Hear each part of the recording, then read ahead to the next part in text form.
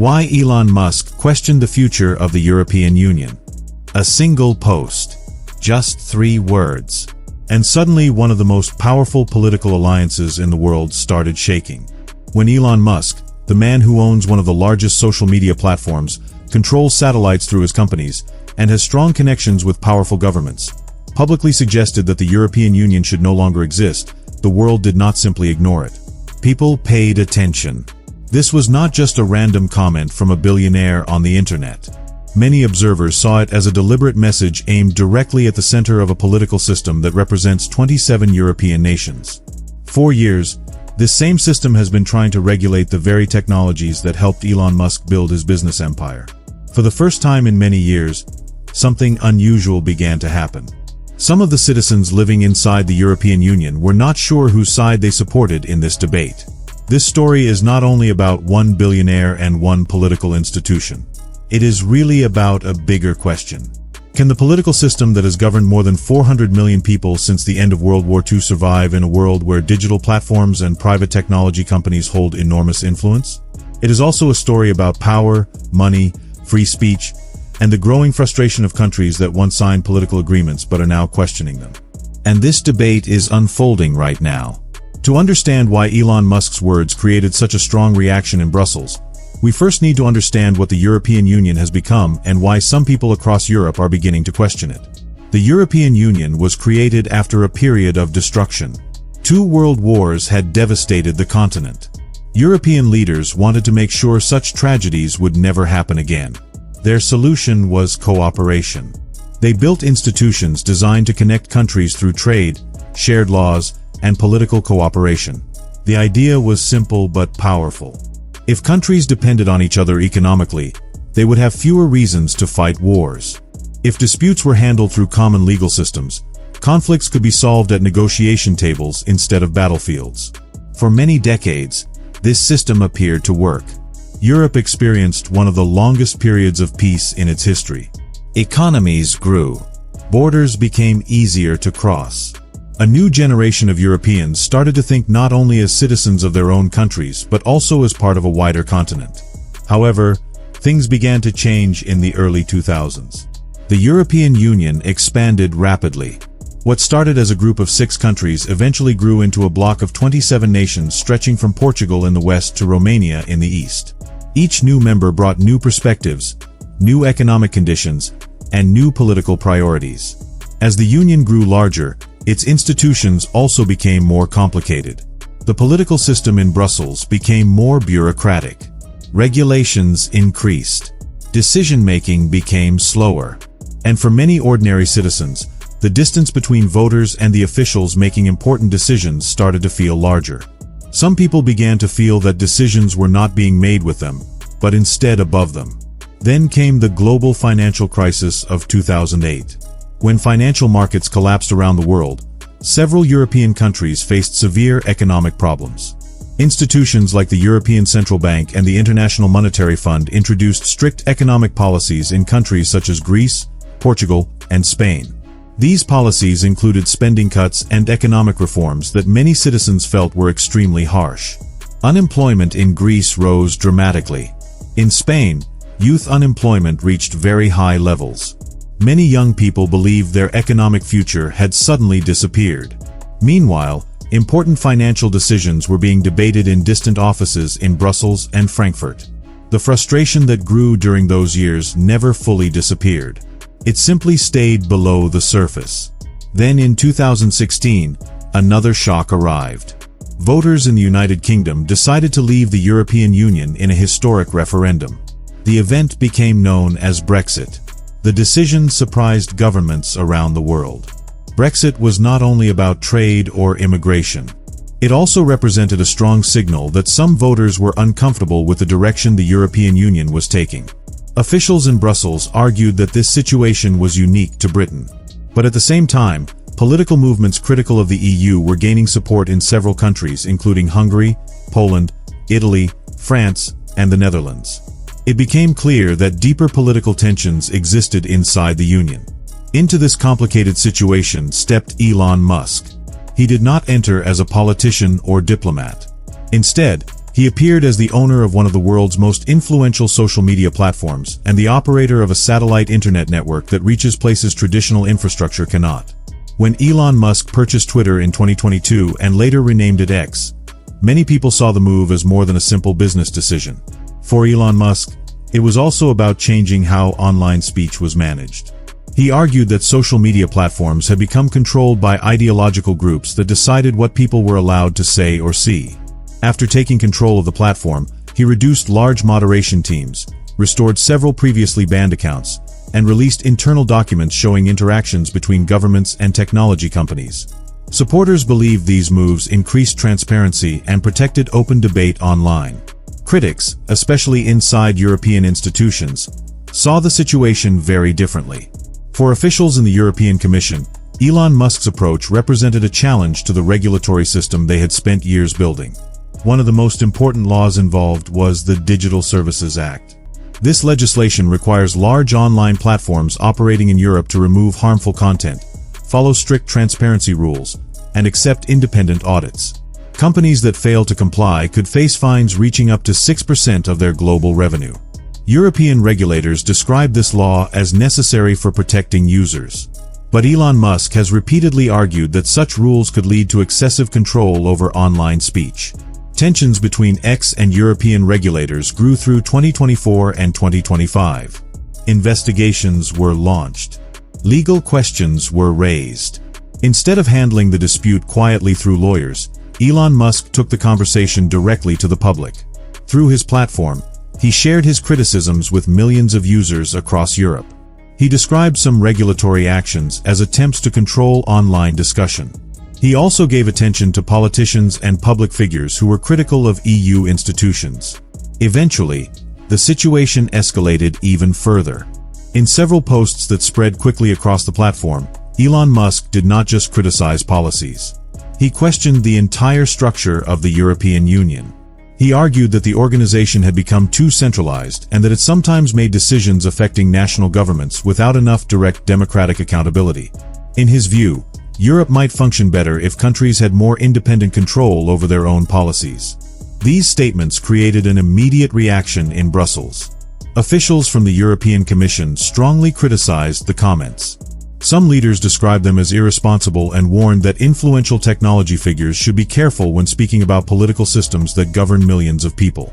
Emergency discussions were reportedly held among European officials about how technology platforms might influence political debates across the continent. Privately, however, another concern began to emerge. According to reports from political analysts and journalists, some internal polling suggested that a portion of European citizens did not completely reject Elon Musk's criticisms. In some regions, public frustration with EU institutions had already been growing for years. That created an uncomfortable question for many policymakers. If a technology entrepreneur with a massive online audience could influence public opinion so strongly, how should political institutions respond? Inside the European Commission headquarters in Brussels, discussions reportedly became more urgent. The European Union is traditionally known for slow, careful decision-making. Policies usually go through long consultations, legal reviews, and negotiations among member states.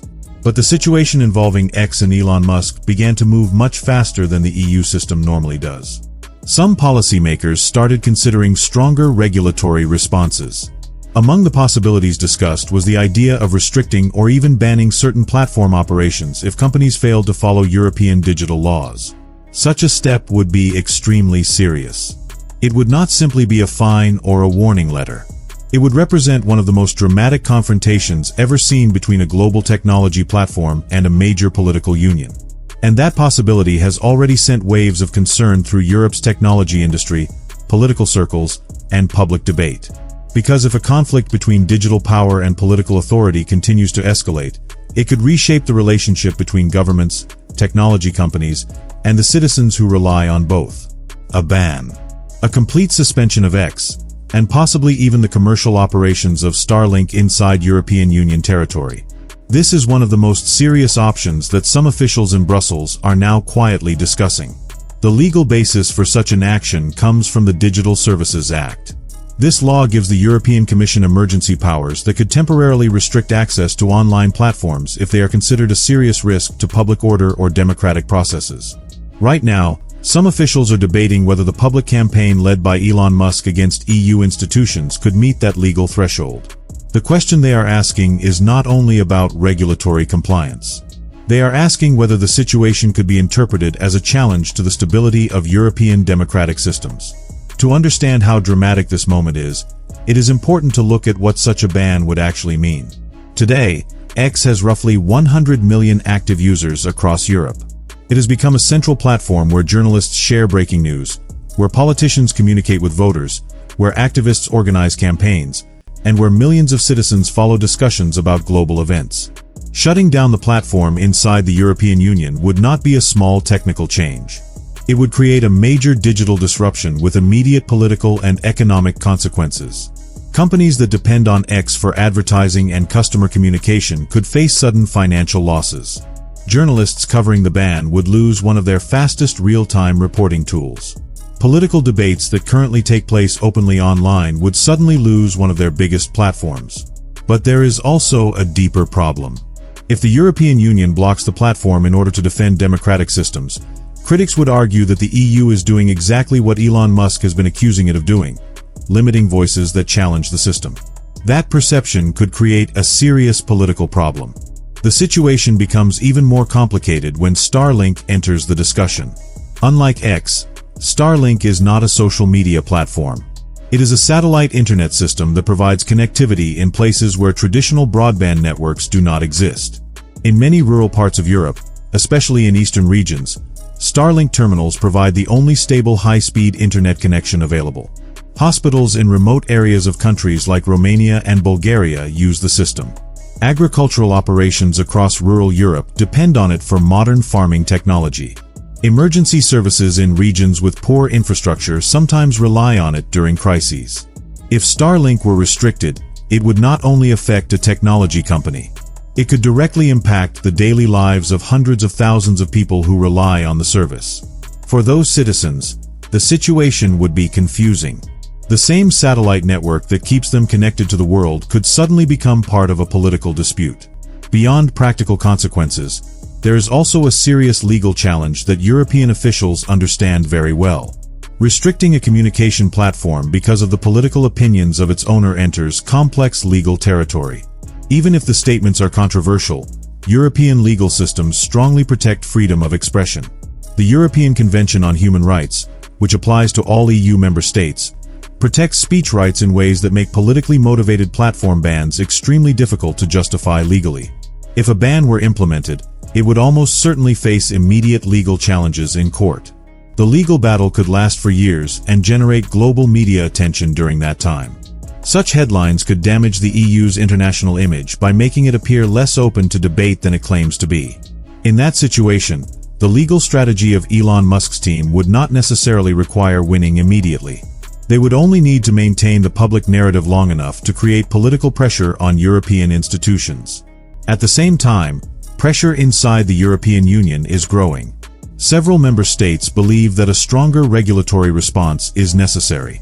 Governments in France, Germany, and several Nordic countries have argued that allowing a powerful foreign technology entrepreneur to campaign publicly against EU institutions while operating a major platform inside the Union raises serious governance questions. From their perspective, this is not simply a debate about free speech. They believe it is about whether democratic institutions can maintain authority over global technology platforms that operate within their legal systems. Supporters of stronger regulation argue that the Digital Services Act was designed specifically for situations like this. If the law is not enforced during moments of major political pressure, they argue, the entire regulatory system could lose credibility. However, the European Union itself is far from united on how to respond. Some member states view the situation very differently. Hungary, under the leadership of Viktor Orbán, has openly expressed sympathy toward many of the criticisms directed at EU institutions. In such circumstances, Hungary could potentially resist or block certain collective actions that require broad agreement among member states. Italy, led by Giorgia Meloni, holds a more complicated position. Her government officially supports EU membership, but shares some political perspectives with movements that question the current direction of European integration. Poland has recently moved toward a stronger pro-EU position under its current leadership, but policymakers there remain cautious. The debate around Musk and EU regulation could reopen political divisions that Poland has been trying to stabilize. In other words, the European Union that is expected to present a united political front is internally divided along many of the same lines that critics of the EU have been highlighting. Meanwhile, Elon Musk is not simply waiting for Brussels to act. Behind the scenes, X has reportedly been preparing legal and operational strategies designed to make any European restrictions difficult to enforce. The company has adjusted parts of its organizational structure, potentially complicating jurisdictional questions for regulators. Musk's legal team has also reportedly brought in experienced European media law experts to prepare for possible legal battles. On the platform itself, the public debate continues at full intensity. Whenever a new regulatory warning appears from Brussels, it is quickly followed by strong responses from supporters of Elon Musk, who frame the situation as a struggle between open discussion and political control. The impact of this conflict could reach far beyond Europe. Governments around the world are watching closely to see whether the European Union can actually enforce its digital regulations against one of the most powerful technology entrepreneurs on the planet. If Brussels threatens action but eventually backs down, it could send a message to major technology companies that European regulations are difficult to enforce in practice. But if the EU moves forward with strong restrictions and the political and economic consequences become severe, that outcome could raise another troubling question. It could suggest that democratic institutions, when they feel threatened, may take actions that appear to contradict the values they claim to protect. In many ways, the European Union now faces two difficult possibilities. The first is appearing weak by failing to enforce its own laws. The second is appearing overly aggressive by taking actions that may damage its reputation as a defender of open democratic debate. At the same time, another deeper challenge is slowly emerging across Europe. The biggest risk to the European Union may not come from Elon Musk, from X, or even from Starlink. It may come from ordinary European citizens asking a question that previous generations rarely considered seriously. What if leaving the Union is an option worth discussing? Recent polling across several countries suggests that skepticism toward EU institutions has been growing. Political parties that question deeper European integration are gaining stronger support in countries like France, Germany, the Netherlands, and Austria. In Italy, surveys indicate that public support for EU membership has fallen to one of its lowest levels in decades. Even in Germany, which has traditionally been one of the strongest supporters of the European project, some surveys show a growing number of citizens questioning whether membership still brings the same benefits. These numbers represent more than temporary protest votes. They suggest long-term changes in public opinion that have been developing for many years. The public statements made by Elon Musk did not create these sentiments, but they brought them into the global spotlight. Economic struggles in Southern Europe, sovereignty debates in Eastern Europe, and concerns among working-class communities across the continent have all contributed to growing frustration. What Musk's intervention has done is remove the hesitation many people previously felt about discussing these ideas openly. The European Union now faces a challenge that its founders never fully anticipated, a crisis of legitimacy unfolding in real time, amplified by technology platforms that governments cannot easily control. European institutions can introduce regulations. They can launch investigations. They can hold emergency meetings and publish official statements. But one thing they cannot easily legislate is public trust. The coming years will show whether the European Union chooses meaningful reform and renewed democratic engagement, or whether it relies mainly on regulatory power to respond to criticism. History is watching this moment closely, because what is unfolding now is not just a dispute between one technology entrepreneur and a political institution. It is part of a much larger transformation in global power. For the first time in history, a single individual with access to massive digital platforms and global communication technology can challenge the authority of multiple governments at the same time and reach millions of people instantly. The European Union was built on the belief that cooperation and unity create stability. But unity depends on something deeper than institutions. It depends on the continued support of the people who live inside the system. And right now, that support is being debated more openly than it has been in decades. If this discussion made you reflect on the future of global politics, share the conversation. because the questions now being raised in Europe may soon appear in many other parts of the world as well. And this story is far from over.